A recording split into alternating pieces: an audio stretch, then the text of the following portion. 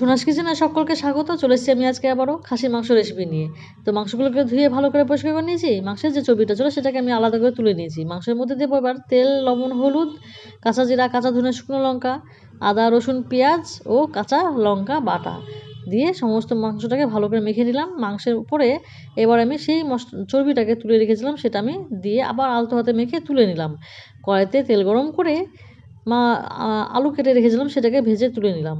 জিরা ও তেজপাতা ফোড়ন দিয়ে পেঁয়াজ কুচি ভেজে নিলাম। তার মধ্যে দিলাম একটা টমেটো, সেটাকে ভেজে নিয়ে মাংসটাকে ঢেলে ভালো করে ঢেকে ঢেকে গ্যাস কমিয়ে কমিয়ে কষিয়ে নেব।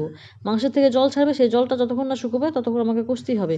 কষা হয়ে গেলে তারপরে দিতে হবে সে চর্বি, আলু ভাজা আর গরম মশলার গুঁড়ো দিয়ে মাখো মাখো জল দিয়ে যে যেরকম ঝোল খাবেন সেরকম জল দেবেন, দিয়ে সেটাকে ভালো করে মিশিয়ে নিয়ে প্রেশার কুকারে ঢেলে 4টে সিটি দিয়ে নামিয়ে নিন।